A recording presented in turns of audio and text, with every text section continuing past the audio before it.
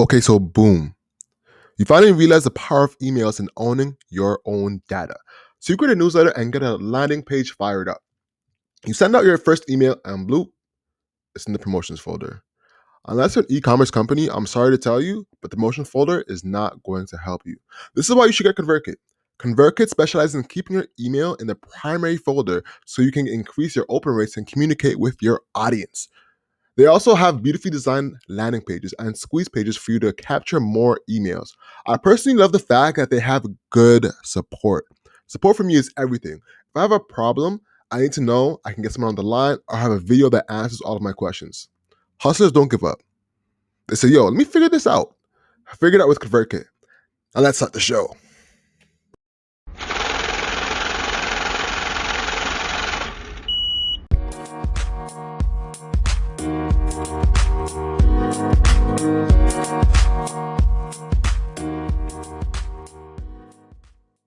Hello and welcome to the Hustle Over Everything podcast.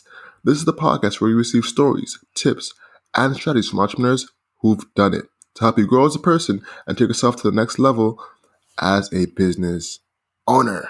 I've flipped on you a bit. Today we got Brandon Mitchell on the podcast. Oh, and by the way, you can find us on Instagram at 24/7hustler. Owen, man, how you doing? Man, it's I'm doing great. One thing I wanted to, use this opportunity is just have a moment of reflection, as we're wrapping up the year. And we started the podcast together in March, and now we're about to enter the Christmas season. So the next time we're going to get together for an actual proper recording isn't actually going to be until January, because we're doing 2 recordings, one today and one tomorrow. Mm-hmm. And I know tomorrow, Dion's going to be over. We're going to be doing camera work and everything. But I just want to hear from you. Like, how you feeling as we're wrapping up 2020, like with everything that happened with the pandemic, the lockdowns, the podcast, using this as our mode of communication. How you feeling about that? Man, I've been feeling it's been a lesson for me personally. It's been a lesson on how the world changes.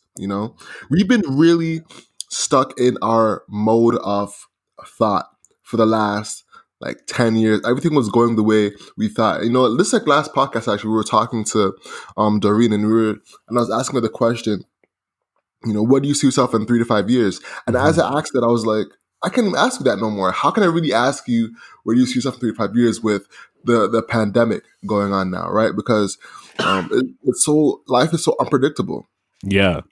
And it really taught me that you need to stick with your why, And it was a really good lesson on that, because I was looking at Andrew Schultz, and he just released his Netflix special, and it was a really big testament to sticking to your why, because he is a comedian, and he finally blew up in 2019.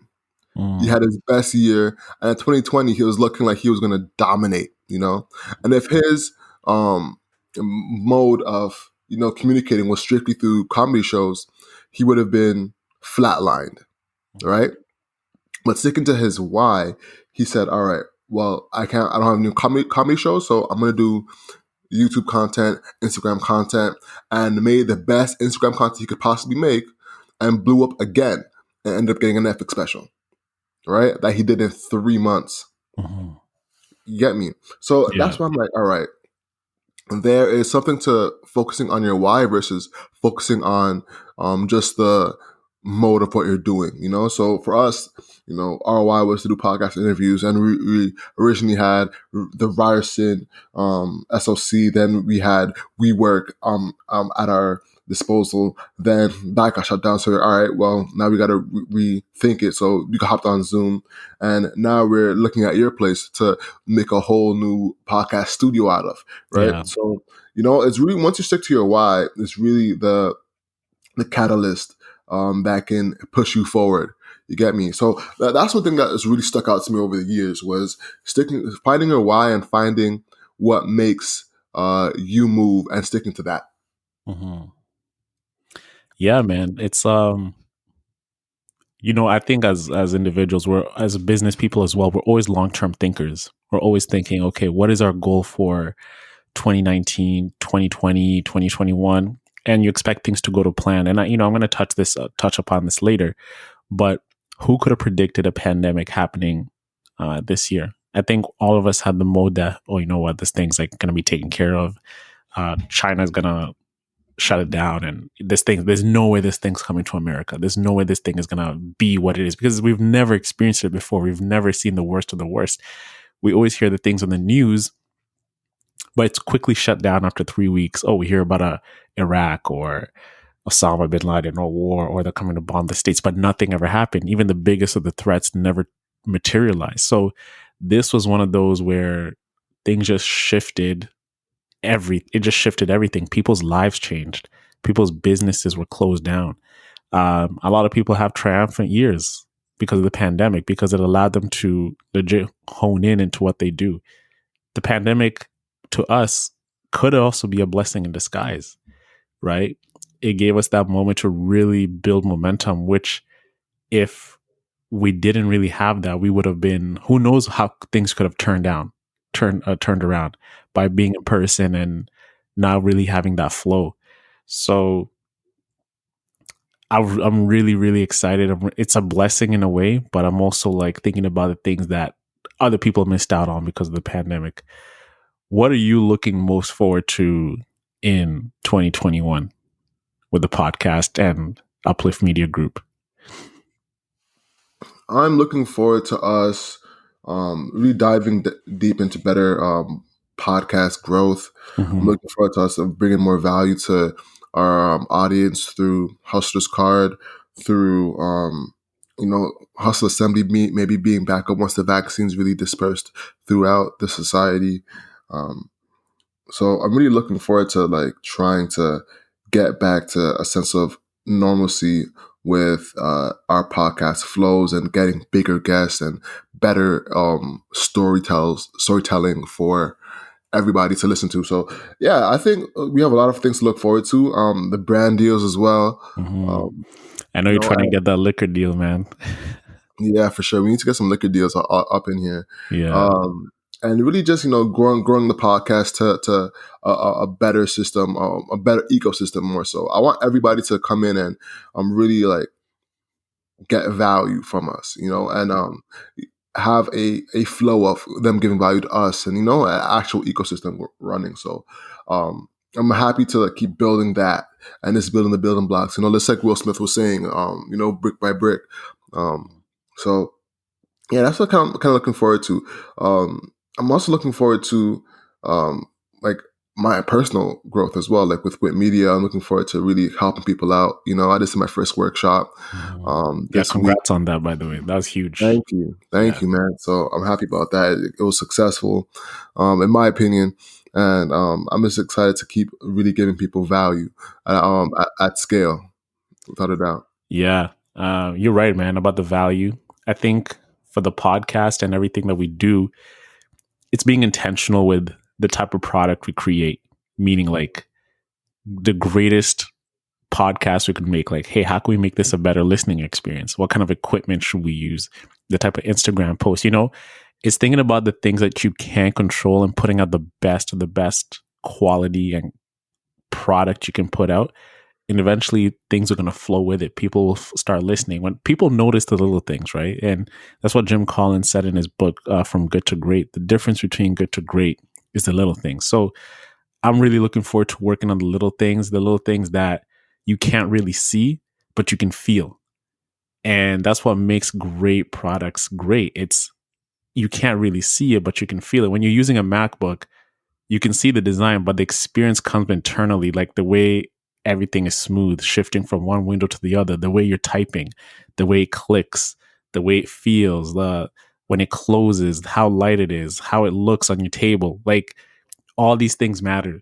And I'm excited to start implementing those things into everything that we do and empowering the community to strive to be the best versions of themselves they could be in their businesses and in their lives. So that's what I'm excited about, bro. I hear you. So you're gonna get that dummy mic then, that dummy battery, bro? You know what, man? I will. All right, so for audience, we've been upgrading our content. I just got a camera. What kind what kind of camera you got, bro? Because you've been tell them the story of how you almost. Yeah, I'll just let you tell the story, like how the first time you got it, then they're like, nah, we don't have it. Boom. Oh man. Well, it's not that big of a story, to be honest with you. I've been. Oh, that's right. It was interesting. I was going to buy a camera, and it was a used camera. It was Sony A5100, and I went to buy the camera, and the guy was all right, it's right here, ready for you. And I dilly dally around getting the camera, and I go to call the guy to, hey, I'm ready to get it. Let's get it right now. And says, oh, sorry, the camera's sold.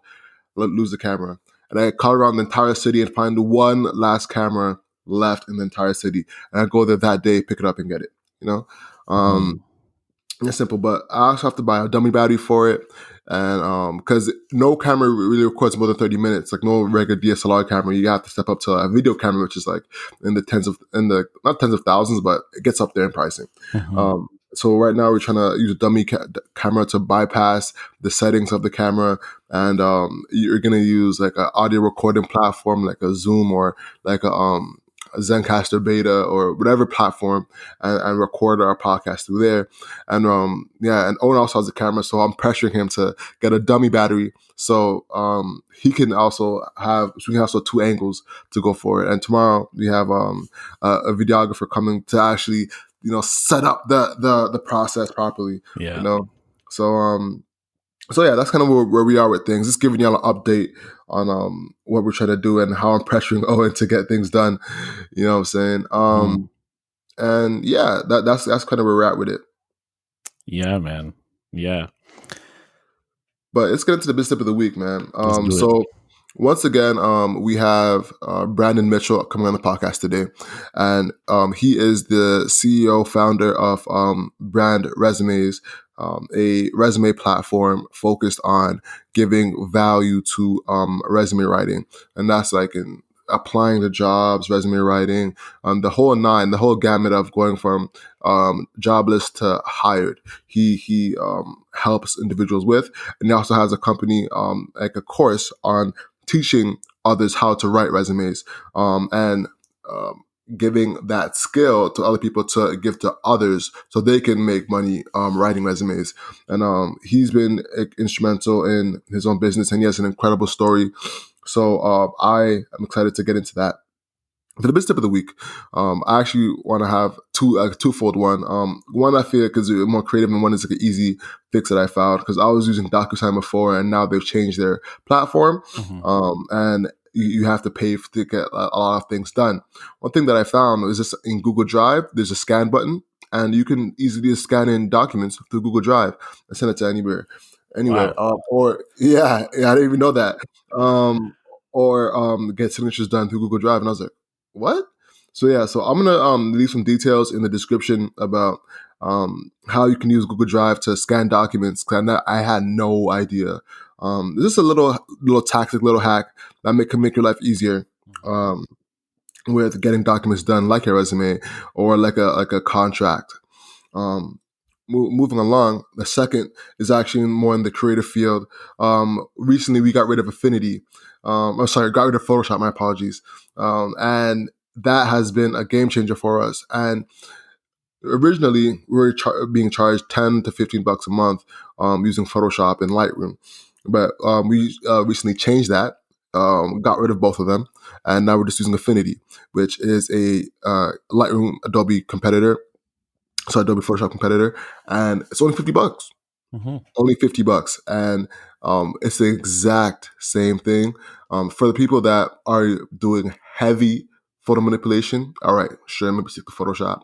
But if you're like us, if you're entrepreneurs, and you're creating simple graphics, simple edits, lighting, maybe editing out a pimple here and there, then Affinity is what you can be using. Maybe removing backgrounds. Affinity is perfect for that.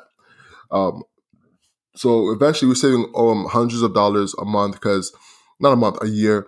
And one thing I realized about Photoshop is that you keep it for years and years and years. So if you could pay one time to have something that you'd keep for years, you're saving a lot of money. So I just wanted to give that to y'all because that's been a real game changer. That was one of our highest posts on Instagram.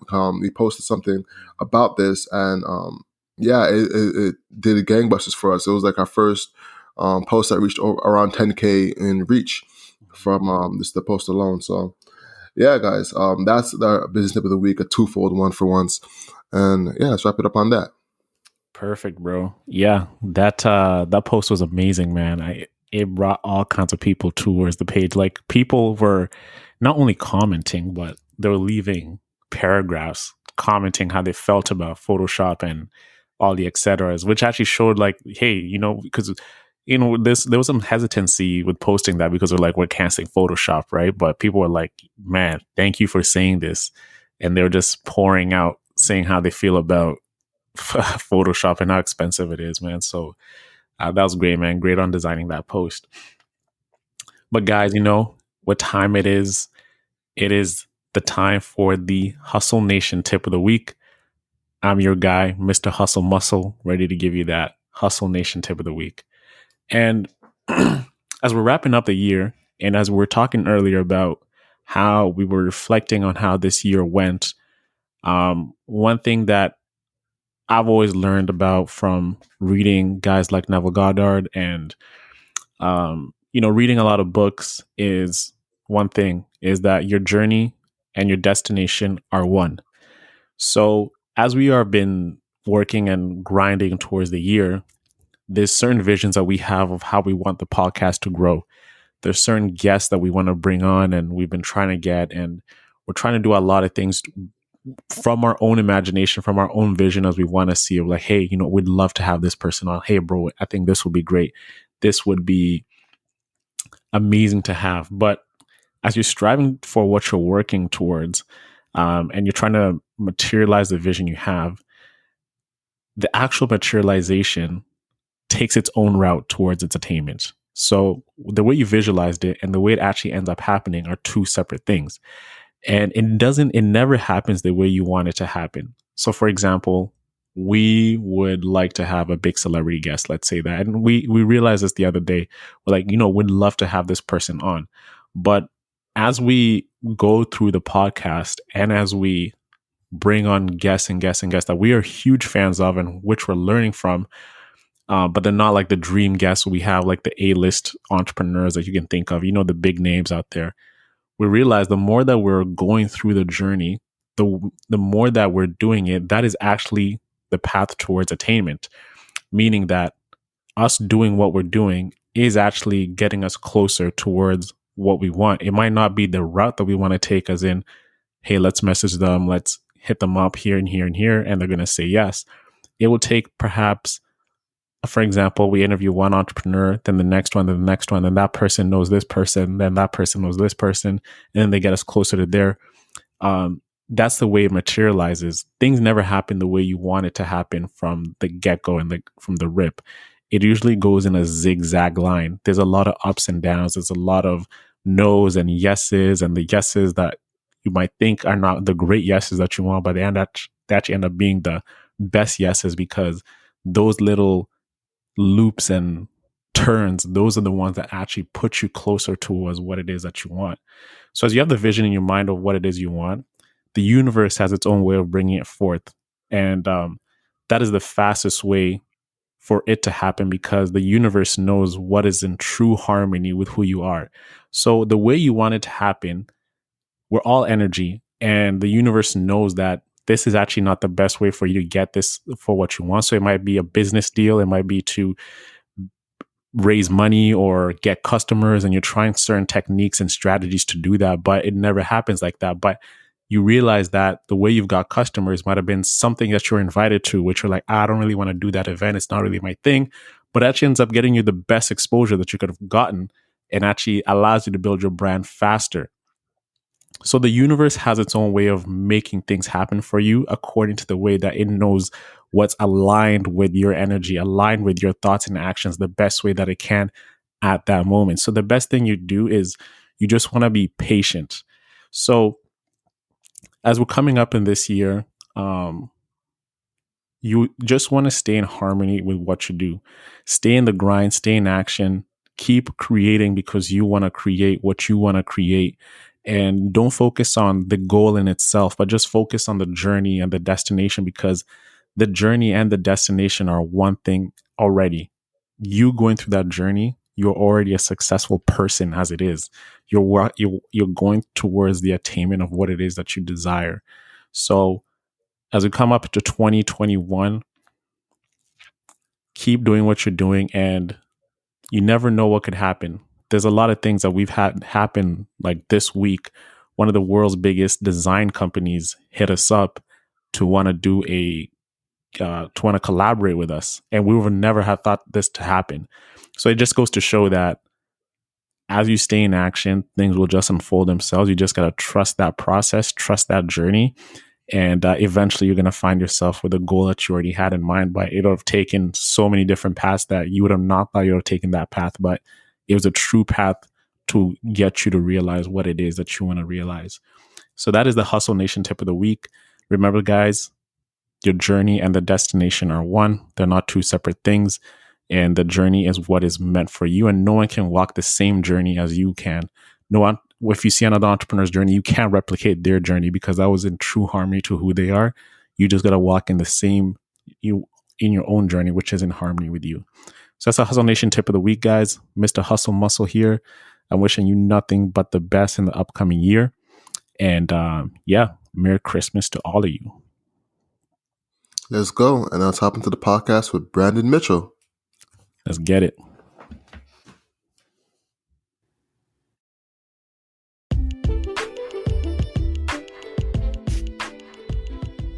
Hey, what's up, guys? To support this show for free, here are some main options. If you're on Apple, make sure you rate and write a review of our podcast. This makes a huge difference and helps support the show. If you're on Spotify, follow us. If you're on Google Play, hit subscribe and auto-download so you'll be notified and have a fresh pod ready to go when we drop.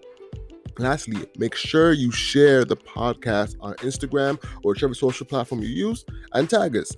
On Twitter, we're at 24/7 Hustlers. On Instagram, we're at 24/7 Hustler. And on Facebook, we're Hustle Over Everything. And now, guys, gotta pay attention to this point. We just dropped a new newsletter. It's called The Underrated. It's a weekly newsletter that breaks down untold stories that highlight game-changing business strategies that shape our sports, music, and culture. It drops once a week on Mondays, early in the morning, to prep you for the week. So subscribe to that, and we'll see you in the pod.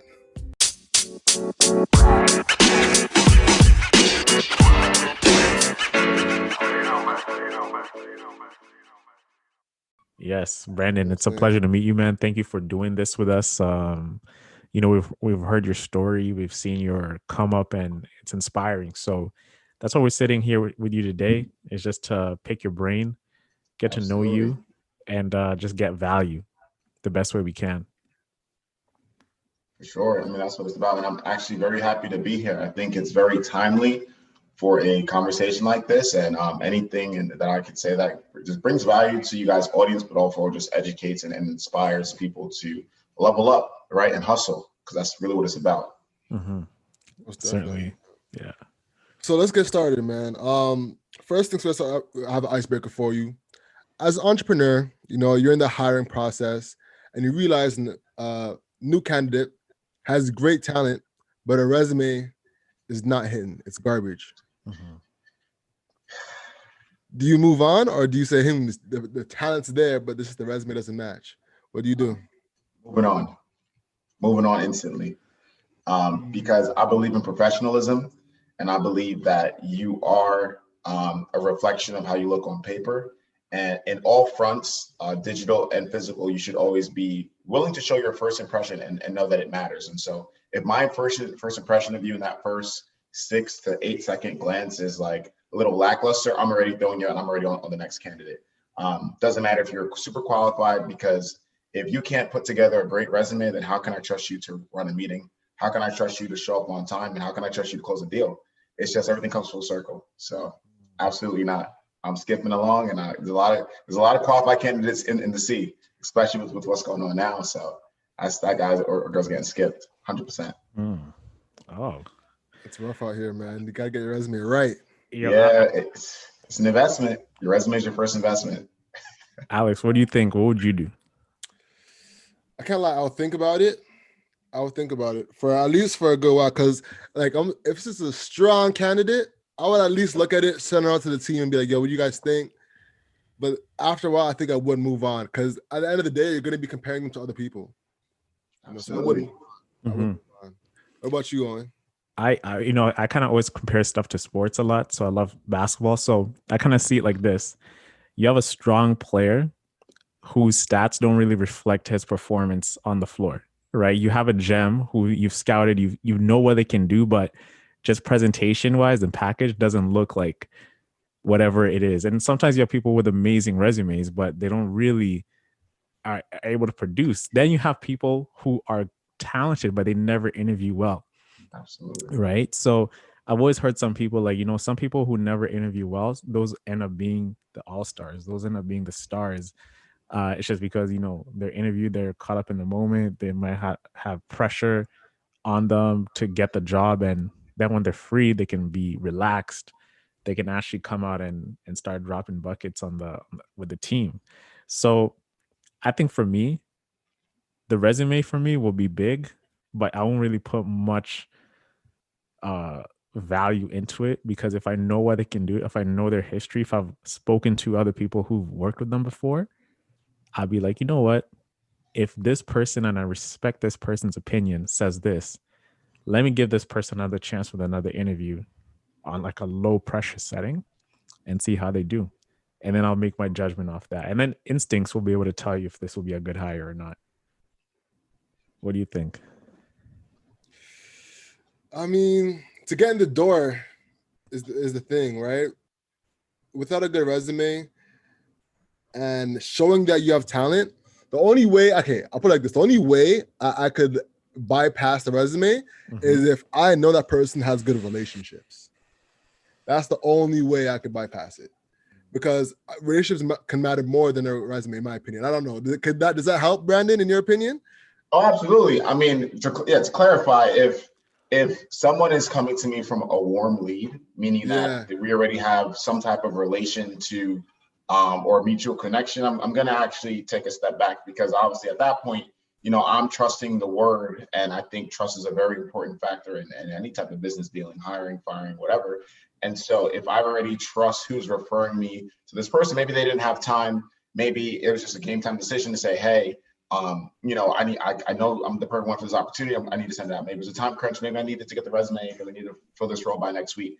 If there's a mutual connection, I'm going to deep dive a little bit more. I might be a little bit more relaxed, but at the end of the day, I personally run a professional development company.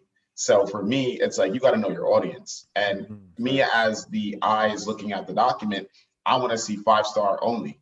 I'm not looking for the 4 out of 5. I'm not looking for the 3 out of 5. And so if you want to appease me and make sure that I'm happy and I'm giving you that call back, you got to come correct. So I got my standards set real high.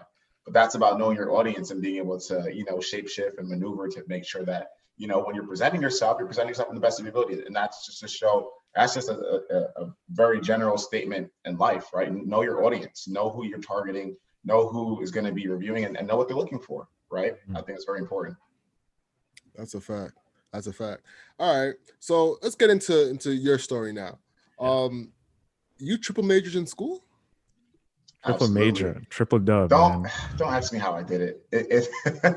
Honestly, it was one of the hardest experiences of my life. But yes, I graduated in 2017 from the State University of New York at Plattsburgh, which is upstate New York for those of you who don't know, with a triple bachelor's in MIS, which is Management Information Systems, Economics, and Finance.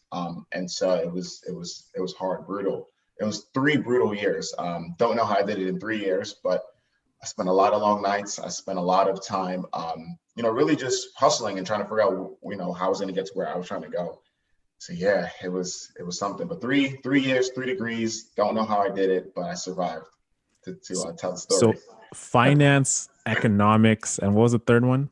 MIS, Management Information Systems. Yeah, those are like 3 like very quantitative courses, right? And you're doing them in under 3 years, right? How were you managing like your study time, social life, and then as well too, you started a business on top of that. Like, how did you have the Like, did you take like the limitless pill or something like that to get? Most of the thing. I mean, I've been hustling my whole life. So for me, when I got to college, and just even before college, I started working when I was 14 years old. I was working at my high school. I worked at the beach, just vendoring, sales for, regular, because when people came in and partied at the beach, things like that. I worked at, Dunkin' Donuts. I did work at the mall. So I was always hustling. So when I got to college, I mean, I was in the mindset of, I got to go out and get it. But how I kind of got through it really was time management. I think was one of the biggest things for me, just being able to manage and optimize my time. But, I always tell the story that I live a crazy life because I enjoyed the partying social aspect a little bit too much. But then I also enjoyed the business networking side of it, professionalism, build your brand, and really be a big fish in a small pond aspect of it as well. And truthfully, I did it very successfully. I definitely optimized my time to where I was always busy, right? I always had something to do. I always had somewhere to go. And I was always on top of like what was happening. And so for me, it's like, yeah, you might be in class for 2 hours out of the day, but as soon as you get out of class, what are you doing next, right? Are you just going to chill with your boys, talk about girls, talk about, who you saw, talk about what we're going to do in the weekend? Or are you then jumping on, your laptop and thinking about ways in which you can get this internship? Are you thinking about ways in which you can start a business and make some more money? Or just thinking more so like, what are you doing next? And then, okay, well, it comes 5, 6 p.m. Okay, what club meetings are we going to? I was big on the whole club thing.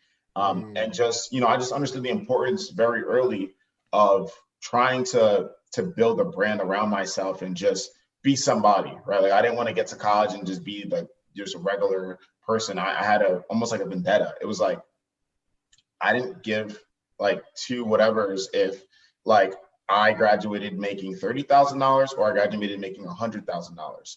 My personal thing was, look, I want to graduate with a job.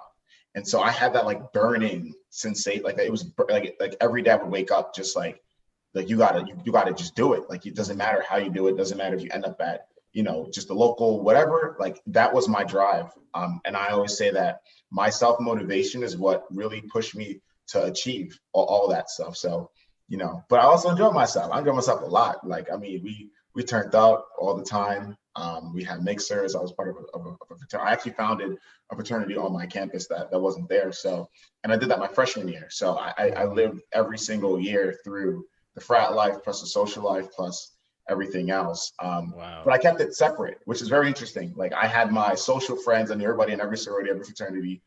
But then I also knew everybody who was like the smartest person in macroeconomics, intermediate macroeconomics, and my financial modeling classes and things like that. So I've always been like a social butterfly per se. Worked in the library, so always, it was just me. I just always wanted to talk to people, wanted to get to know who you were, and I have a saying that's like, don't turn your back on Nick, because you may see somebody who doesn't look like you. And, the first thing is like, well, I'm not going to go talk to this person because, I don't know what he's about. He's just over there. He looks weird or he's whatever. But, you turn your back on Nick. Nick's dad could be the VP of IBM. Little did you know. So I'm always been about, just making sure that I'm building those bridges. I'm talking to everybody in the room. I'm networking. I'm meeting people, just polite. And I'm always telling everybody, and I was always telling everybody my same goal. I tell everybody that when I mentor people right now who are still in college, I always tell folks to have a direction and tell everybody that same goal. So if you met me as a freshman or you met me as a junior/senior, I was saying the same thing, right? I want to graduate, become an investment banker in Wall Street or whatever. So everybody knew me that's where Brandon was going. So it's like, I think it's really important that, as you're progressing and as you're kind of going up and trying to figure things out in college, that people just know who you're trying to be, but it's a lot of hustle. And I think as well, when people know what you want to be, like when opportunities come across their radar, you build that, you're so in their subconscious, like, oh, investment banking, I got to hit up Brandon. I think Brandon would like this opportunity. So that's a solid thing to do when you just keep the same purpose moving forward. It can do wonders. Most definitely. One thing that stuck out to me is that you said you had a vendetta. Where do you think that vendetta came from for you? For me, honestly, and this is a little bit more personal, but it really hit me freshman year. And I don't tell this story often, but I'll tell it on you guys' platform. For me, it really stemmed from like me coming from a really normal family. I'm one of six, Jamaican American, and so college for us wasn't like, it was very important, but I always didn't want to go to college, and so I just said, you know what, my parents said, hey, you got to go, make it happen. I went, right, and so my freshman semester when I was in college and I was studying, you know, that first break back home. So you get your first semester, you get your feet wet. That second semester, when I was on that little break, I think it was like your little Christmas break, I went home, and I'm from Long Island, New York, and my mom at the time, and my mom, like, I love my mother. She's a gem, but we kind of go at it sometimes. And she was saying that, we're moving, and I was like, oh, it's lit. Where are we moving to? And she was like, no, like, I'm moving, and your little brother and your little sister's coming with me. I'm getting like a 2-bedroom for you, your stepdad, and myself, and my little sister, my little brother and little sister. So I was like, okay, cool. So I was like thinking in my head, like, well, where am I going? Like, wait, so hold on. I'm your first son to go pursue a 4-year degree. And I come home from my first college break, and you're telling me that you're leaving and I don't have a bedroom. So that psychologically kind of really put me on like ice. And so at that time I was like, holy, like, whoa, like, what am I going to do? And then my mindset shifted, like everything changed. And it was just like fight or flight mode. It was like, in my mind, I was like, well, I don't have anywhere to live. Like when I graduate, I'm not gonna have anywhere to live. And, the common sense in me could have been like, well, I could go live with grandma, I could go live with auntie, uncle, but I didn't think that way. I thought, holy smoke, this is real. I'm on my own. So when I went back to school, that second semester, my first semester, I think I got like a 3.1 GPA. I took 4 classes. That second semester, I took 6 classes. My GPA was like a 3.8. And I joined every single club. I just went insane. And that one incident drove me to just be the person who I am. It was really the start of who I am today. And just this insane drive to achieve and succeed and really, prove to myself. And that was my vendetta. My vendetta was, it didn't matter if I made 30,000 or 100,000 at graduation. I needed to make enough to self-sustain myself. I needed to make enough to pay for my bills, my food, my electricity, my rent, my whatever.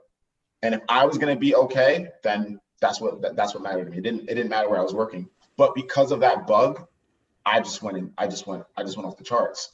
And that's what really changed everything. I was able to land an internship my freshman summer at the 5th largest accounting firm in the world. And I was the first student from my university to do that through our networking. And then it just like, that internship led into the next internship, and the next thing I knew, it was 3 years in, had 2 internships on my belt, one at Grant Thornton, second at PwC, which was then the biggest accounting firm, Big 4 in the world. And then next thing I knew, I had a job offer before I graduated. Wow. So it was really just a testament to just going hard, right? But a lot of sacrifices. When you're in school and you're a little social, like, there's a lot of things you could be doing with your time. Mm-hmm. And your boys is like, yo, let's go turn up, let's go have fun, let's go. And I had, so you can ask any of them now, Chris, Jeff, Miguel, Swan, J-Work, anybody, you can ask them right now. Yeah, man, we was trying to get Brandon to go party downstairs, but he was locked up in his room on his laptop learning, HTML, CSS, JavaScript. He was locked in his room building business plans, marketing plans. He was locked in his room. He was going to club meetings when we were trying to go chill. So it was a sacrifice, but it was a sacrifice that was well made.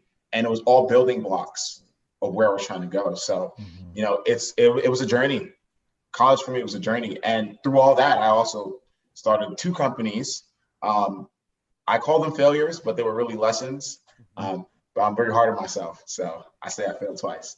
How did your entrepreneurship itch come from? Because on paper, you're here, you're doing everything that you can from academics, you're studying hard. And then here you're also, trying to start a business, right? You're trying to find a job like in investment banking, right? Like you're looking to get into that corporate field. So I kind of see a little bit of disconnect here, like with the purpose of going here, but then you have this desire to build a business. Like, how did that come about? Yeah, well, that's the thing. Like before college, I was always a hustler. Like I said, I started working very early on, and even before I got to college, like I used to shovel snow when I was younger for money. So I was always used to like just making money in like odd ways. Like I remember back in kindergarten, I had sold like these paper purses and paper wallets to people for like the kindergarten class for like 25 cents each. I walked out of there with like $8. I bought a soccer ball. I was making bank. So I've always had a little something in me. And my dad, he's an entrepreneur. Not nothing big, but he owned his own driving school on Long Island. They've been owning and operating for 25 years. Big staple, Queens, New York, Brooklyn, Bronx. He's everywhere. So I've always seen it at a level. I have an uncle who also owns his own State Farm office. So nothing like crazy major, but I've seen entrepreneurship in different lights. But for me, like I've always been attracted to like the hustle and bustle, but also like I want to make it big, right? I want to be a name for my city. I want to come back and put the city on my back and be able to like push our whole neighborhood forward. So for me, it was like I always wanted to become an entrepreneur, but I learned something very important very early on is that even if you want to do something, you got to know your audience, right? I said at the beginning, because I knew that if I walked into these interviews and I tell people I really want to be an entrepreneur, like, yeah, I want to get a job, but I really become an entrepreneur. No one is going to hire an entrepreneur because an entrepreneur, if you know, is going to leave and then go ahead and start their own thing. You're just going to be teaching them skill sets for where they're at in their particular time, and then they're up and away. So I knew that I had to pursue academics and pursue like a job because a job is going to pay for the bills to then fund my whatever. So that's why. But I always had it in the back of my head, and I was a firm believer that time is money. So, I was after that incident freshman year, me thinking that I was wasting no time. So if I was going to start a company, I'm starting it now. When I'm sitting here chilling, I got all this time in the world. Why am I wasting my time? And so I said, you know what, we're going to do it. And my first startup, it was called Idea Yet. And the whole thing was think big, right? And so what Idea Yet was, it was a social media platform that had equity crowdfunding built in. So think about, and it's hilarious because this is actually out now. One company just raised 60 million. Same idea that I had when I was a college.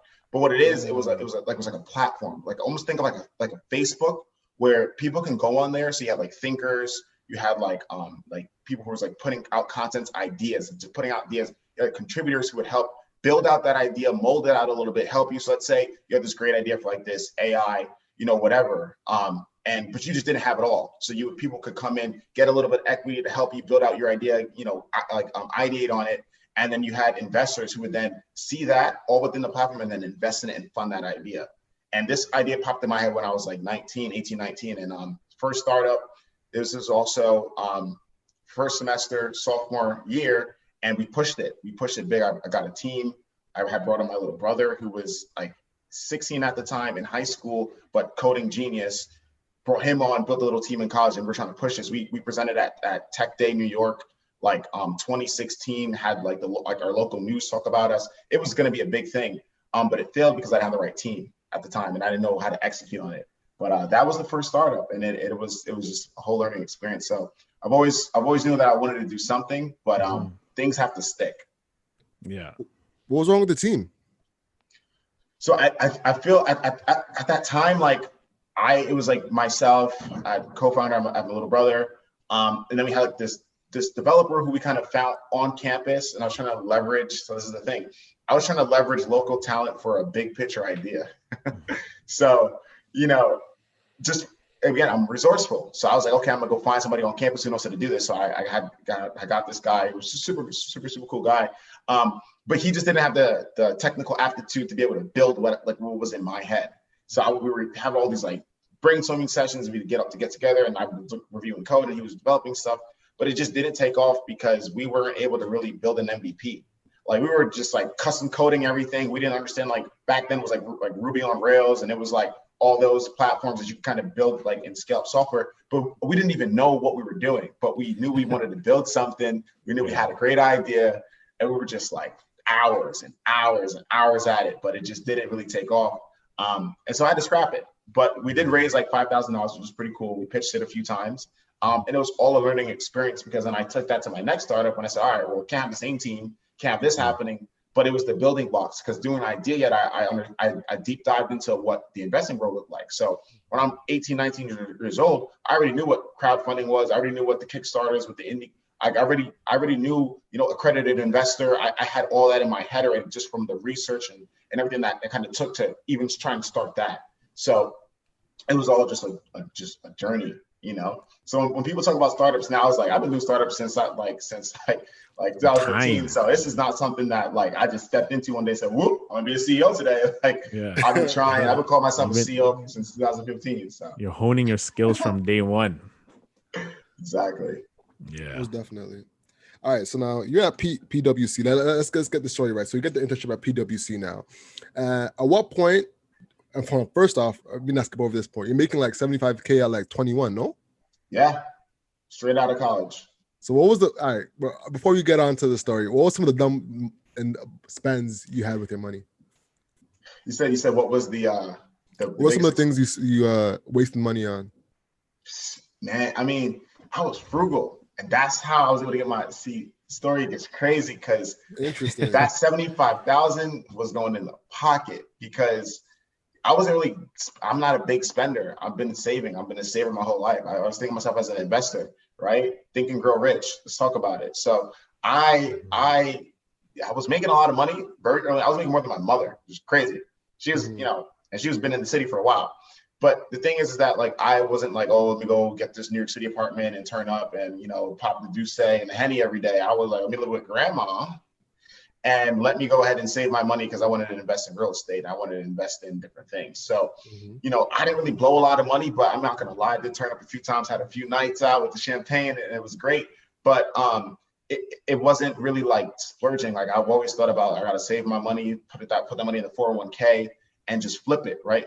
Money, I think of money of little foot soldiers. So if your little soldiers are not going out there and fighting the war of making more money and building that little foot army of more money, then your money's not really working for you. I'm not gonna have my money sitting in an account collecting 0.00003 interest. So I didn't really blow a lot of money. I actually saved my money, and that's how I was able to get first real estate property and different things. But yeah, I'm just not a big waster. I'm very strategic. I've always been about money and what it's used for, and how you optimize it.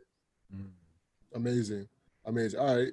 So then, when did you get the bug to start your current company? So BrandResumes, man, oh man. And for those of you who don't know, BrandResumes, we are a tech-enabled career advancement startup for entry-level graduates. So anybody just graduated from college or 3 years out of school, mid-career professionals, so let's say you've been in the workforce for some time now, 5 to 10 years, or just kind of get a little bit seasoned, and executives in C-suite. And so the reason that BrandResumes started was back in college. So remember I told you, did the internship, got the full-time job offer. Now, this is how crazy I am. I got the full-time job offer, and in that same semester, I still started the company. So I got the job offer, and it was yay, let's go start a startup. Because did they know you're starting a startup? No, they had no clue. So it was back then, it was called resumes.co. And that's the thing that people understand. It was resumes.co. I started this my last semester of college, right before I graduated, because I still wanted, I did get failed, but I came back again because I was maybe it was just the idea, maybe it was just the timing, maybe I just didn't know what the heck I was doing. So I came back because I was writing resumes for a lot of people on campus since freshman year. I was helping people, seniors, juniors, you name it. So I was already that guy who, people's coming in for career advancement, LinkedIn help, everything. So I knew that I was doing it, helping. I wasn't really monetizing it. And I was like, what the hell? I'm helping these people get internships at Wells Fargo, CNBC. I'm from a non-target school. Non-target, for those who don't know, I went to a random state school all the way upstate New York. I'll be the first to tell you. I didn't go to Ivy League. I didn't even go to a nice state school like a Syracuse. I was just state school. But Plattsburgh breeds a lot of great talent, right? Those gonna be some hidden gems, right? But coming from helping non-target students get great opportunities, Regeneron, all this, right? I was like, well, there's something here. I'm helping people, and this is easy. So that's how I started it. The resumes.co first iteration, but it didn't work out. Didn't work out because I had the right vision. It was a little bit more seasoned now, started number 2, but I didn't have the right execution.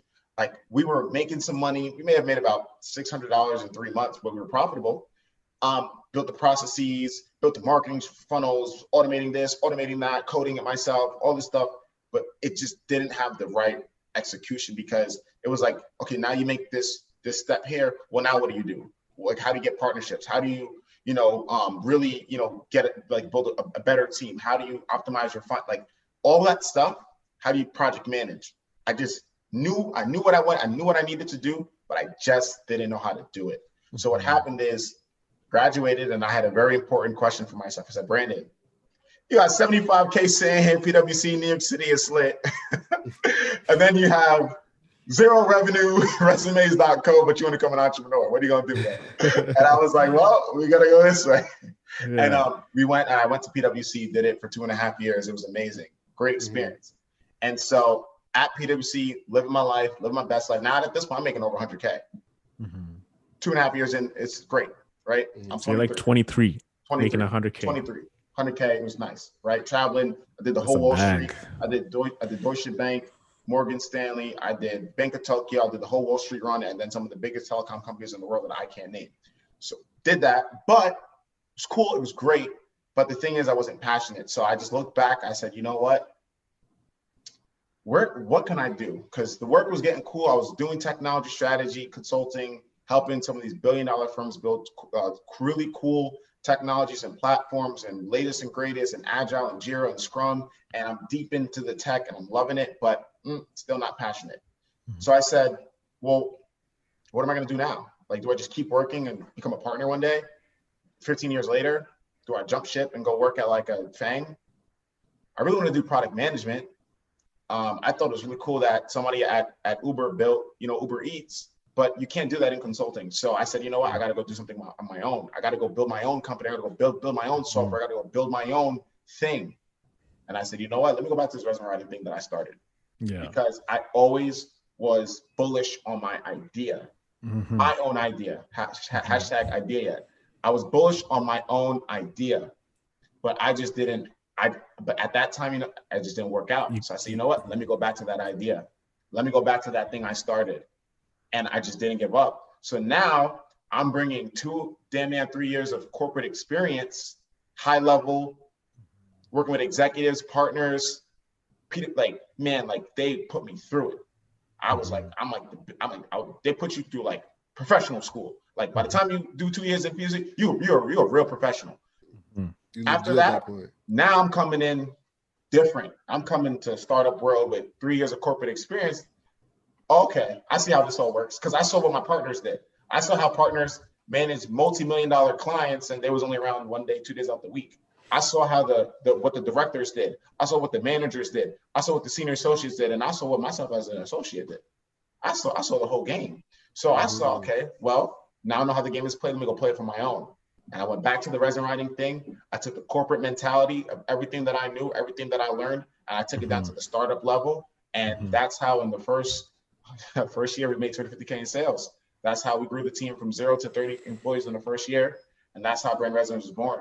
It was born by taking the corporate approach to a small scale startup mentality and just taking just all the lessons learned from the first startup, from the second startup, and just really bringing it together and saying, okay, you failed this way. Now you're not going to do that this time. You didn't grow this way. Now you're going to grow this way. And, by that time, I really knew what I was doing. I felt like I could be a partner.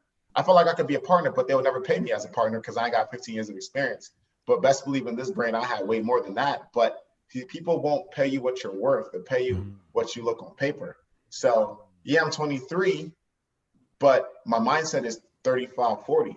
But I can't convince you that. You're not going to pay me what I'm really worth. So I had to bet on myself.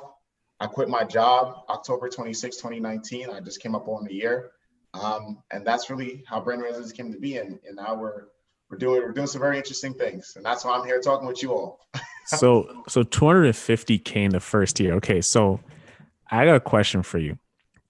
You said you went and got 3 years of corporate experience. Then you came back and you built your business, and now you're doing 250K.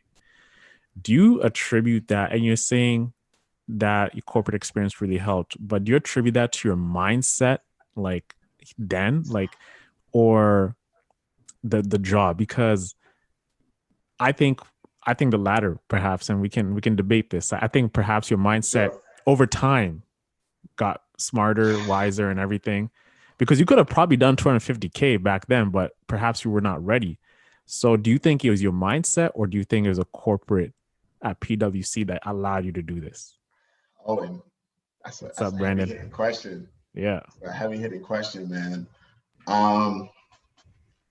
Man, I mean, I think there's no one size fits all answer. You kind of got me back against the wall with this one, because it was almost if I didn't have the mindset that I couldn't have really done anything, because you got a lot of people with a lot of great ideas, right? People got ideas galore, but then it's the execution. And the execution is the biggest thing, because until you take that first step, you take that first leap, you know, you got to crawl before you can run, before you can walk, all that stuff, whatever, however it goes. But if you think about it, right? You got to be able to execute. And so I feel like I learned the execution piece at PwC. I saw how we would come in, you know, guns blazing. Yep, this is what we got to get done. See projects from strategy through execution, right? And through that corporate experience, I really understood how to really do project management, right? I got certified through PwC. I got 2 certifications, my PMP and my CSM. PMP is one of the biggest and largest project management certifications. I could run, you know, multi-million-dollar projects, but I was already running projects on the firm. And my CSM, I learned how to manage technology talent. So I was managing 50 plus developers overseas, managing 7 Scrum teams myself. Every day, Scrum calls, talking to developers, speaking the technical language. So for me, it was like, how could I have learned how to manage a team if I wasn't managed before? And I didn't see a bad manager and a good manager. And that's the thing. I was poorly managed at one point, and I hated going to work every day. And I had great managers that was like, autonomy, everything's nice, Brandon, get your work done, let's go have a drink afterwards. So I got to see what a good manager was and what a bad manager was. And then I made the distinction between in my own mindset of who I was going to be. But had I not had that experience, how could I have then become a boss? So for me, it was like, I needed to see what a boss really was to become a boss. And I'm a big believer that you got to emulate success to get to where you're trying to go, right? You don't have to copy people, but it's all about learning firsthand. And I'm a very visual learner. So I saw it. I saw everything firsthand. I'm in the room. I see what's going down. You know what I'm saying? I'm in these big corporate, I saw everything top down, bottom up. So it gave me the insight to be able to really introspectively look at myself and say, okay, well, where are you at? What are you really capable of, Brandon? Because I saw it all. A partner has like 20 years of experience. So they're already walking the walk, talking the talk. Director, maybe 13 or 15 years. Manager, 7 to 10, right? So I saw every level of the corporate organization down to the intern where I used to be. So it just gave me the know-how to be able to understand. You got to have people in position. And that's what I love about the corporate experience. It taught me to have people in position. You got to be able to trust people. But putting people in position is very important, because you can't do everything on your own. You got to have a team. You got the right team. So what we would do in consulting is we get a new project, great, $400,000 project, that's 5 months long, cool. Let's start assembling the team. Who do we need? We need a project manager. We need a senior lead. We need 3 associates. We need an intern, and we need a director to just PM and, you know, get and make sure that the senior VP or whatever is great. You know, so I saw the relationship piece. I saw who's really doing the grunt work. I saw everything, and that gave me everything that I needed. So I attribute it more to the job, but I mean, I would love to hear y'all perspectives as well. Al, what do you think? I think it's a job 100%. You think it's a job? 100%. And that made the big difference for me. Like, I remember trying to start my agency with media in college with IK in like the library. And it's like, yeah, guys, we're going to start getting an agency together. That was a hobby, bro. Exactly. That was a hobby, you know? Once I started working at actual startups and then starting to see the actual chain of command, the funnels, the actual way of organizing a team, I was like, okay, this is how you do it. This is what elite looks like. That's what you said. Exactly. So you definitely need to be in it. And I remember, I don't know if you guys have you heard of Buscemi, like the sneakers? Buscemi, I think. Buscemi. Buscemi, yeah, John Yeah. Buscemi. So he used to work at DC, and I forget what's the brand, and he was like, Gourmet. Yo, Gourmet. No, he made Gourmet. He made Gourmet. Yeah, that was his brand. Yeah, And he okay, was yeah, like, that's listen, true. if you ever want to start in entrepreneurship, get a job. And it didn't hit me till later that that's what he was talking about, because you need to see that structure in order to get organized properly. Without it, you're just going to be, chasing the tail, thinking that, you're creating something when you're not. Mm-hmm. Yeah, I mean, I think the latter, guys. I mean, when I look at PwC and I look at the corporate environment, I'm like, yeah, this is it. It can be a long debate in itself. This other topic could be a podcast in itself. But I say that to say this. I think, bro, from what you've said, from what you've told us, you've been a high achiever your whole life, right? And there's no doubt that if you were not to get that job, you would have figured it out, right? That's why I think if with time, as you're growing and developing, because I think as you went through high school and college and you got better grades, same thing as you said when your mom said, remove it now, you got to figure it out, and your mind shift changed.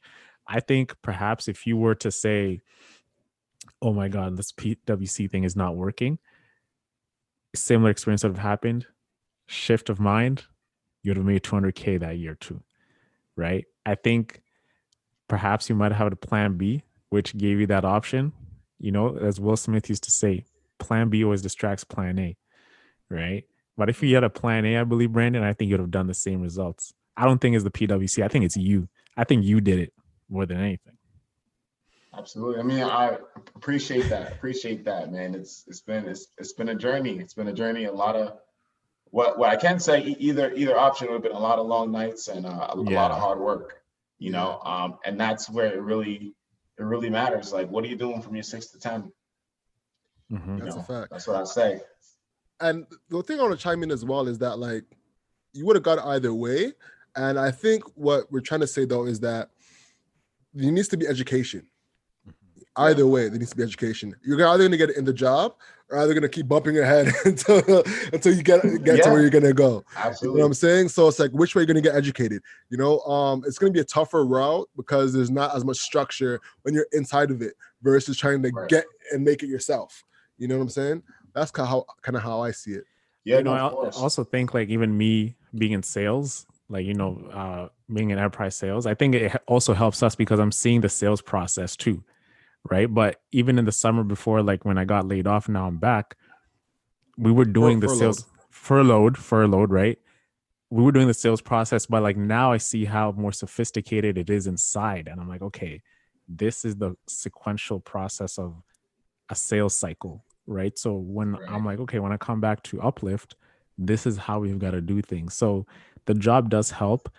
If the job wasn't there, I mean, I'd have had Google, but searching for that knowledge, it's not as quick as being right there. It's fed to you and you're actually practicing it on a day-to-day basis, right? So it's like a catch-22. It depends how you want to get it. Like, do you want to expedite the process, or do you want to, go through hell and the trenches to get it? Got to get out the mud. Google doesn't tell you how to deal with emotions. Yeah. You know what I'm saying? Being in that room, that's what kind of teaches you. Yeah.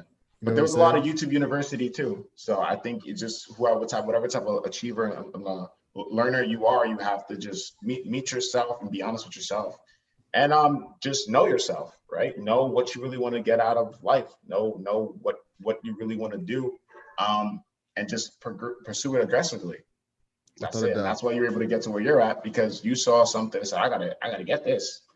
You wasn't gonna just settle for whatever you got handed.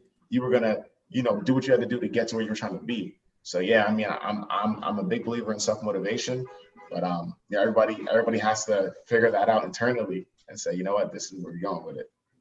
All right. So now, one thing I want to get clear is when you're at PwC and you're working from 6 to 10, walk us through that time of your life. How are you spending your time, and how are you making the best decisions to grow the business quickly? While I was still working, because the thing is, I launched BrandResumes in May of 2019. I didn't quit until October 26th, and I launched it May 9th. So I was still at my job for the first 5 months, and that was really the hockey stick growth. So that was very insane. And I had, for me, back in that time, I got very lucky because I just had rolled off of a very, very strenuous and long project. But it was a project that I said really made me a consultant, because I learned so much working at that telecommunications firm from a technical perspective, that like I was working directly under like the senior executive director of technology services for a company that was developing technology 10 years ahead of their competitors, and they still are. So, you know, for me, it was like, just rolled off of this super dope project. They put me through it, but I learned so much. I was managing, you know, development teams, and I knew everything in and out, from APIs and Kubernetes to Docker to all the latest and greatest tech, DevSecOps and everything. I knew everything. So I rolled off of that high ticket project into a project that was a little bit more lax. I was working at a bank, and that's where I learned the differences in like industries. Like telecom firms, they're like, man, rapid fire. Working in the tech side, rapid fire. And then like a bank is like, yeah, we'll get it done. Come to work, you have meetings to talk about other meetings that you didn't have yet, and have a meeting to talk about that meeting. So it was a very different dynamic. So at that time, and no disrespect to banks, just the tech side moves a little bit slower than other industries. And we all know that. That's why fintech is here and this disrupting the world. That's a whole nother conversation. But at that time, I was on a slower project, so I had a little bit more time during my day to invest in myself. So I was living like a dual life. Like I was working and also working on my business at the same time, because I had a lot of free time as a consultant. And that's why I like being a consultant, because you got to show up. Remember, you don't work for the company, you work for your firm. So you got to show up and get your work done. But after you get your work done and it gets better over time, you know, you can just do more work, or you could just do whatever else you want to do. And so I got very good at getting my work done very quickly, and then spending the next 3 to 4 hours doing what I had to do for myself and my own personal agenda. And some may say, hey, Brandon, you're crazy for doing that. But I mean, I pulled it off, because the thing is, I was still getting my work done. And then I would then spend sitting at my desk, I would spend some time really deep diving into, you know, what's my business plan, maybe answering some emails, maybe doing some customer service, reaching out to get some partnerships. I was doing, man, flipping through the tabs. I was really hustling. I was hustling like no tomorrow, because I was just like, man, imagine this. Imagine going to your job, you're making, you know, whatever you make. And then like, as you're working, making your whole month's salary, like sitting at your desk. And then like, or like in that one day. And that's what was happening for me. Like I was making crazy money at my jobs, like literally at the office. And so I started to figure out like, okay, well, where's my time really being spent? And I just kept getting my work done, working on my company, sitting right there. And so I was getting paid twice. You know, I was getting that corporate check, and I was getting that BrandResumes check. You're and so dipping. For me, it was optimizing my schedule. Then when I would get home, because at the bank is bank hours, and I love that, because the bank was really a 9 to 5. Like every other project was like a 8 to 9, 8 to 10. Mm-hmm. This was really a 9 to 5. So after 5, took the train home, got to the Bronx, got packed, put my bags down, 6 o'clock, boom, straight on the laptop. Whatever work I didn't finish for my business, I finished when I got home. And then I'm just building processes. I'm on Upwork, I'm hiring people, I'm reviewing payroll, I'm doing all these different things and just moving forward. Because since I'm still in the corporate environment, I'm just banging things out. And I'm also finding people to grow my team. I'm automating processes. And one of the biggest things for me is that I'm a firm believer in technology, obviously. So as we were scaling up in that first 3-4 months, 5 months, we hit like 100K. I think we hit 100K in the first 6 months, or the first 6 months, because we hit 50K in 3 months in revenue. I was overwhelmed, because I was still almost like a one-man show. And I had like 15 contractors, resume writers working for me while I'm going to my job. So I'm trying to manage orders it was just a lot. So I decided I built some technology to do exactly what I was doing at my job for my own company. Mm-hmm. And this is kind of the start of where I'm at now. And I'm actually in a prep school for Black venture capitalists. It's called Prep School for Founders by Collab Capital. They're a Black-owned VC firm out of Atlanta, and I'm one of the 12 VC students. We'll talk about what I'm doing now. But during that time, that's when I said, okay, time management is of the essence. I built an internal tool that automated my entire workflow. And then I was able to go ahead and breathe when I was going to work, because now everything was a system, it was a process. Because the thing about resume writing is it's amazing. It's very easy to do. You can make a lot of money as a freelancer or as running your own shop, but communicating through emails and phone takes so much time. Mm-hmm. And I invented a process that didn't exist to automate the whole communications flow and the order management flow from start to finish. I built an MVP, and that's how I was able to just get it done. And then before you go on, right? I think before we get into the processes, let's like step back a little bit and talk about the business model, like actual business from customer to coming to your business to getting the service done and them getting the value. Like, what does that value chain look like? And then, and then we can start talking about the processes and the things you started to of help course. you scale. So in the resume writing business, and I think it's really important to talk on the business side of it, because it's a very profitable business. As a sole proprietor or a business owner running a resume writing shop, which I'm trying to teach and I kind of talk a lot about now. What happens is you have job seekers, right? Those are your clients in particular. People who are looking for employment, whether they are not getting any interviews right now, whether they were furloughed, whether they were laid off, whether they're just looking to transition. You have two big markets. You have your external job market, meaning you don't have you're looking to get at a new company or you don't have a job. And then you have your internal job market of, hey, you're ready at Google, you're an associate when you become a senior associate or a manager, and you're competing against your internal hires, your internal colleagues. And so those are the big markets that you're up against.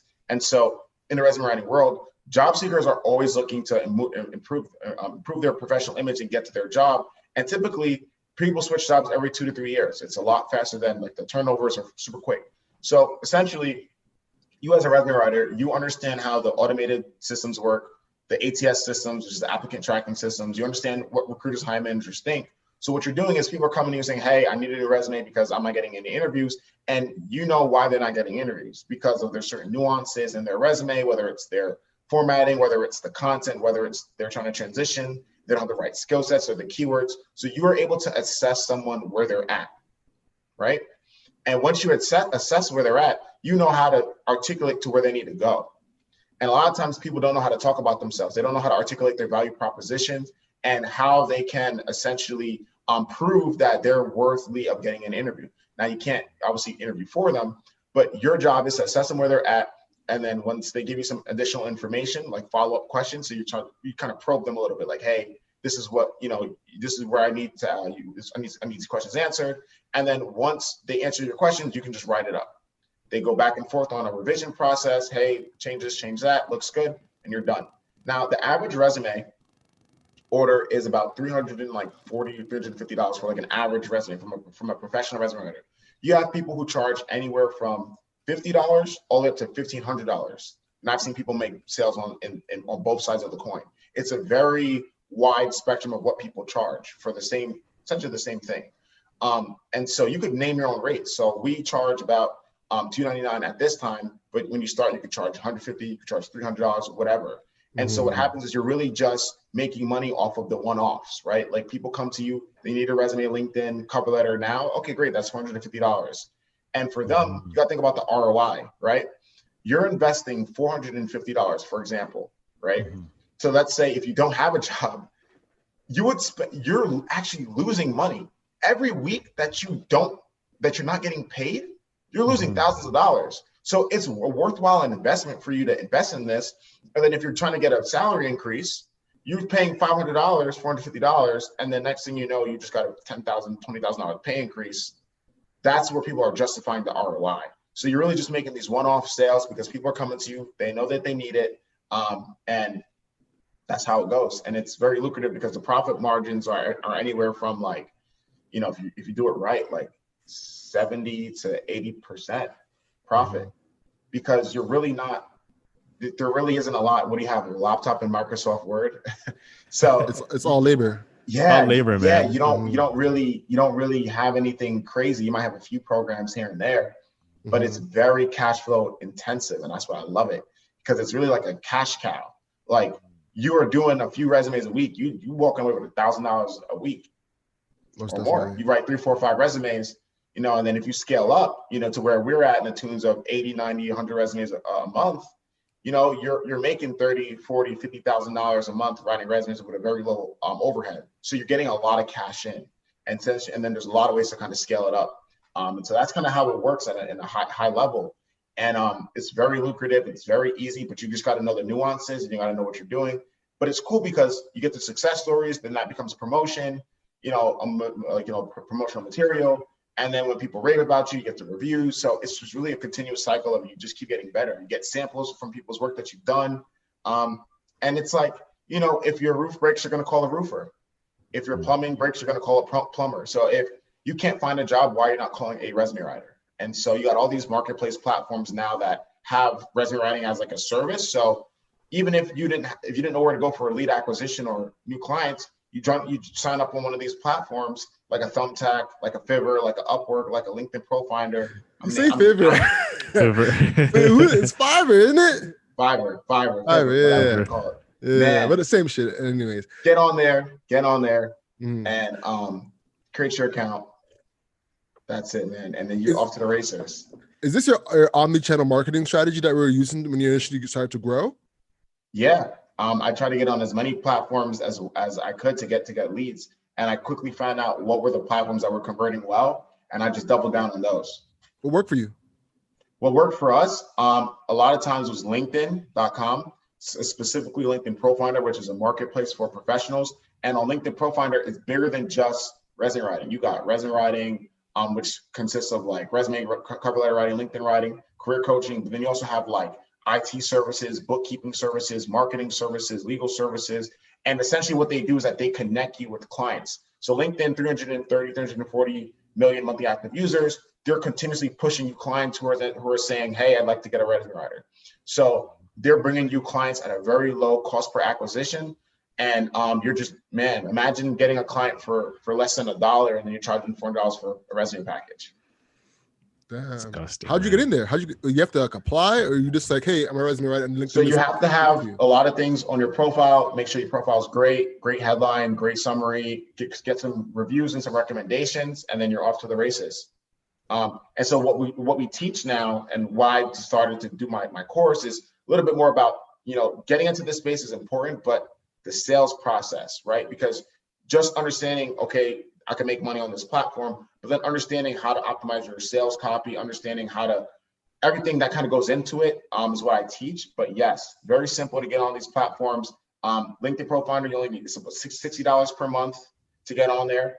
And literally you can be off to the races. And it's not just resume writing, it's a lot of different services on there. It's really amazing. And then LinkedIn Pro Finder, and then Thumbtack. Thumbtack is awesome.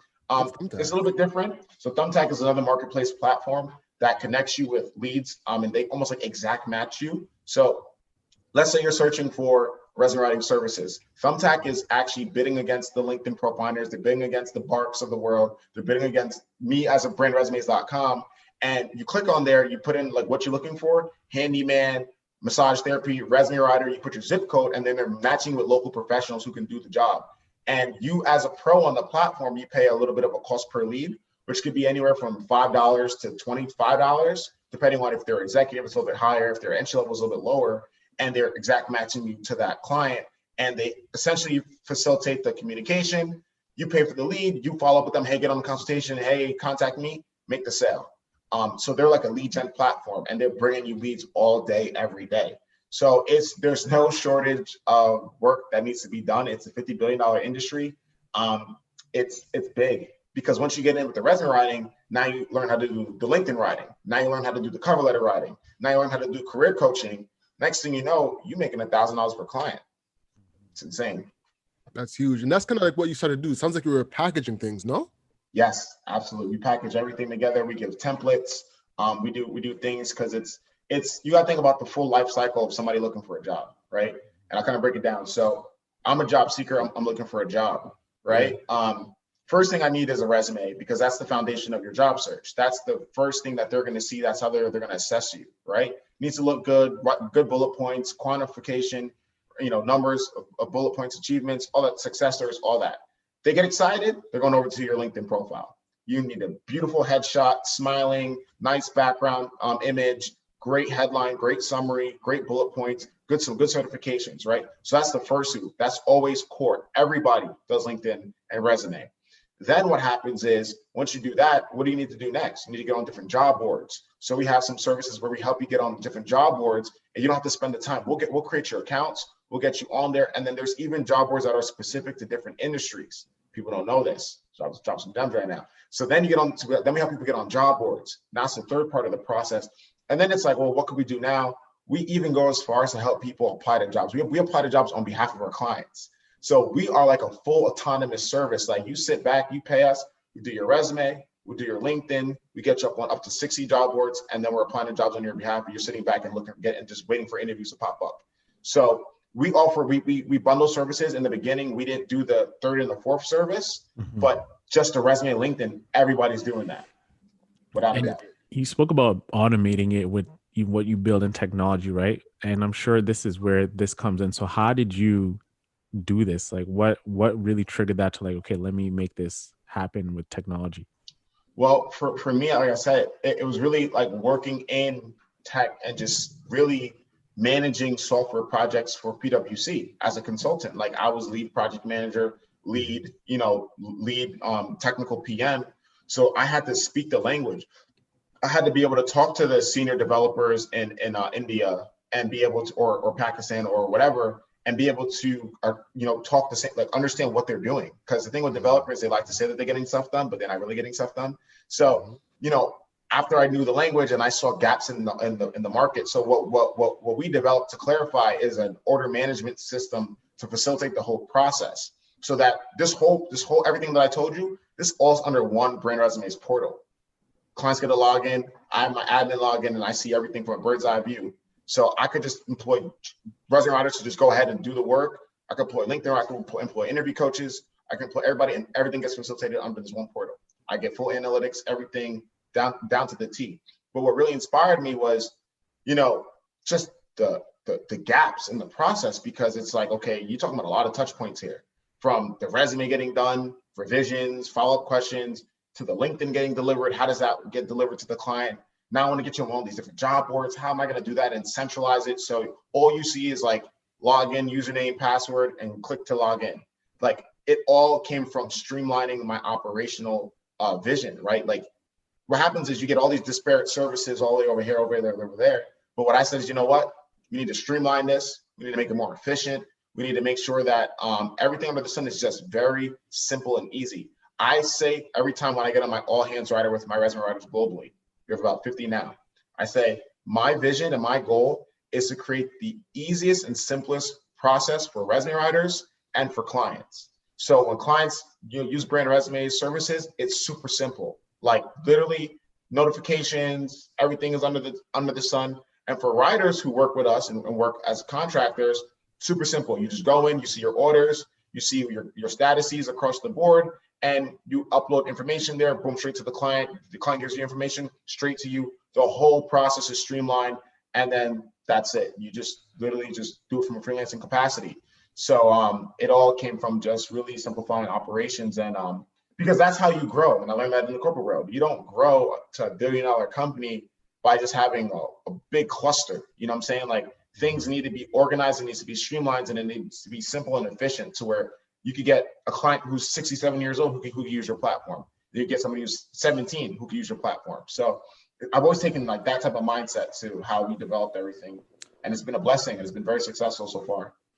Yeah, we always talk about this with systems, right? I think when you ask what a business is, it's like it's a mixture of systems that all work together in unison together, and they're duplicatable over time. You can study the E-Myth. The E-Myth was like one of the most popular books that wrote about this. It's like you want to work on your business, not in your business. So now for you, do you find yourself working on your business now? Like you're not really in it, in the trenches, and or are you still working in it? Like what are some of the day-to-day activities that you do now that now that you have writers and everything like that? Yeah, I mean, now it's more so growth. It's more so growth, and I work on my business. I have people in position. Everything that I learned came full circle. So Now I'm more so on the strategy side. I'm on the growth side, meaning, okay, how do we go from 30,000 a month to 100,000 a month, right? How are we going to do that? You need better quality leads. You need your own funnels. You need your own technology, right? I want to hit $1 million a year, at least. So now I see myself thinking I'm in more high level talks. I'm always talking to CEOs. I'm always giving presentations. I'm always, trying to get partnerships. I'm always thinking through new service offerings that we can offer. I'm doing more high level stuff that requires me to think not only like the next year, but like think 5 to 10 years out and really be a visionary for the brand, but still work on it in the sense that I'm still setting up meetings. I'm still trying to actively network to get to where I'm trying to go. But it's more strategy and growth at that point as a CEO, rather than the more tactical stuff like taking sales calls, scheduling certain meetings. Like I just show up and I just do what I got to do. A lot of times, like I could walk into a meeting and I just got to finesse. So that's kind of where I see myself right now, and a lot of it is just doing that and just again trying to raise. So we're in this VC boot camp. So we're trying to raise some money for this SaaS platform that we're launching. So which is really where I've been spending a lot of my time, is building out this enterprise SaaS platform. It's called RightC. And RightC essentially is an infrastructure as a service platform. It really is the heartbeat of what we do at BrandResumes. And the goal is for every single resume writer, LinkedIn writer, cover letter writer around the world to use this platform to do what I do, manage your writing orders, right? From the time that they purchase it to the time that they get it, stop using email, stop using phone calls, and have a centralized platform to manage everything. So that's what I do a lot now. And that's what we're kind of focused on. That's amazing, man. Have you been successful in raising money so far? Like what are you, is it Series A that you're in? Or can you give us some detail there? Yeah, so we are, we're at the beginning parts of the whole fundraising journey. So we're in a boot camp right now. It's been amazing. Shout out to the good folks at Collab Capital. We are learning about the processes so that we don't kind of just get, the bad part of the deal per se. And just going through the motions right now, building the financial models, building out the pitch decks, so that we can then prepare to raise and prepare to kind of raise some seed funding. We're looking for anywhere from 500K to $1 million in seed funding to really kickstart this enterprise SaaS platform. And that's the thing, like this is the craziest thing that I've done, but I've disrupted my own business in a sense, because by me developing RightC, which is more from a decentralized perspective, like I want to empower hundreds, thousands, millions of writers to manage their operations more efficiently. And in doing so, I'm giving away our competitive advantage, but it's not really competitive advantage because anybody could then, try and build their own internal software. But essentially what we're doing is we're giving everybody the BrandResumes advantage as it is today. And so now if you're a new resume writer, you could go get this RightC, which is the same thing that I'm using, right? And so that's kind of where we're going with this. And I think that's where the world's going to go, just more decentralized platforms, decentralized thinking. So it's better when you power more people, right? Like your success is determined by how much people you can help, right? How many people do you impact? And so it's very selfish for us to just have this nice software that we're using internally. It's, ooh, great. But now it's like, well, let's empower people all around the world to manage their operations, help people better.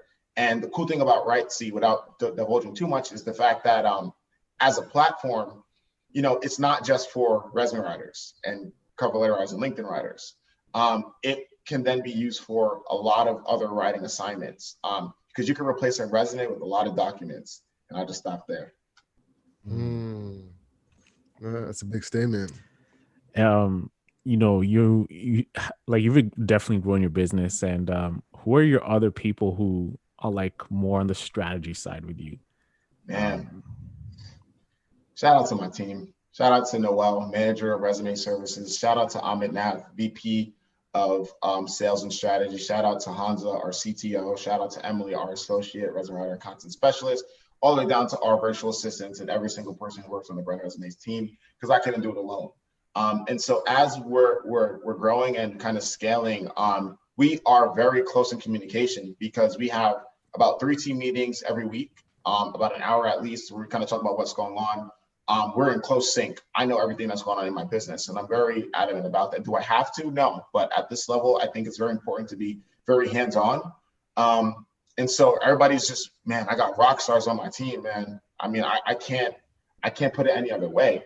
Everybody holds their own weight. Everybody is extremely invaluable, and everybody is doing extraordinary things.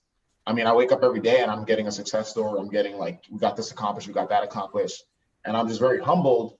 And sometimes people ask me, what's your greatest accomplishment so far as a boss, as a CEO?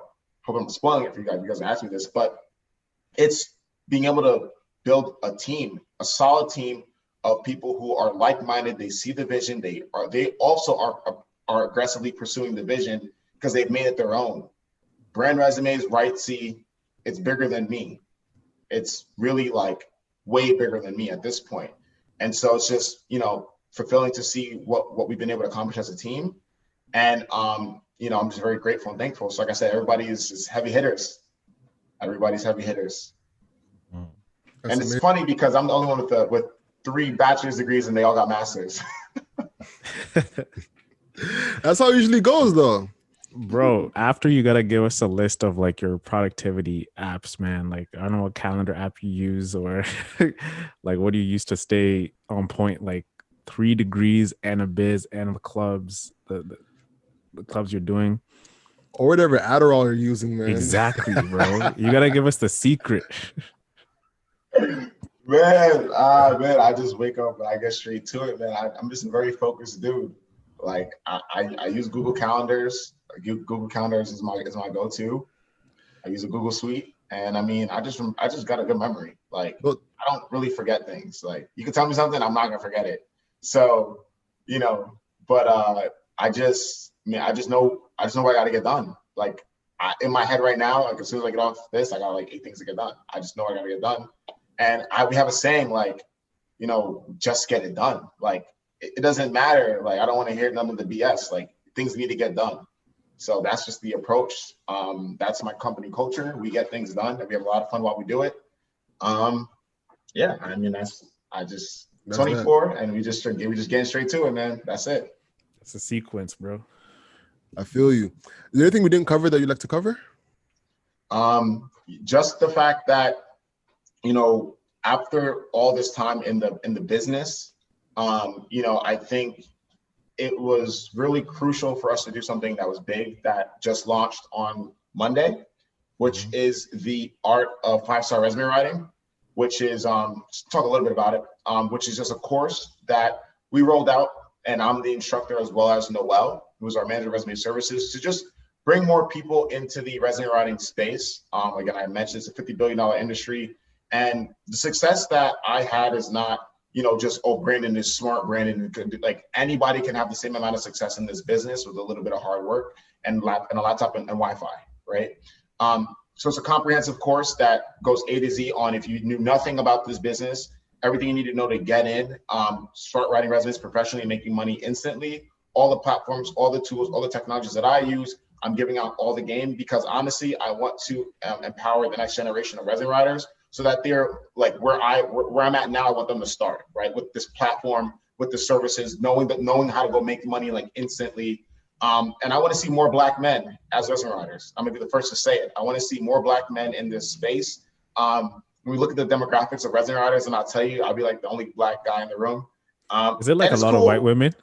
A lot of white women, but also a lot of Black women, believe it. Oh, a lot of melanated excellence walking around this resume writing. You best believe they on it. They on point. Mm-hmm. So I think that it's a cool space. You get a lot of free time because you work from home. You can work remote. You can work wherever you want to work. And even if you do it from a freelancer capacity, or you say, "Yo, I could do this full time and make a killing," I'm teaching you the full 9 yards. So I want to see more people get in this space. The course came out, and honestly, what I'll do, and we can talk about this, but man, for anybody from the hustle over everything audience, reach out to Owen, reach out to I, we can get you hooked up with a special discount, and kind of get you started if it's something that really interests you, because I think that is important. And that's how, man, it's all about the hustle. It's all about starting somewhere and getting some results and just continue and just never giving up, right? my whole journey is I failed, I came back, I failed, I came back, and now we're here, right? You got to start from the bottom and get to where you're trying to go and never stop hustling. That's it. 1000%, man. Boom, boom. Couldn't end it on a better note. So Yeah. with that being said, ladies and gentlemen, the hustle is what you can't control. So control your grind and control your life. I'm Alex. And I'm Owen. And that's Hustle Over Everything. Peace. Peace out, guys.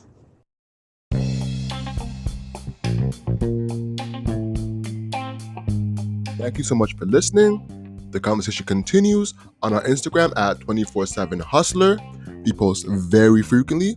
And be sure to check out our merch at hustleovereverything.co. We have some amazing sweaters, hats, mugs, and a lot more. Lastly, our Proud to Pay program is linked in the description below. Thank you so much for your support. Talk to you next Monday. Peace.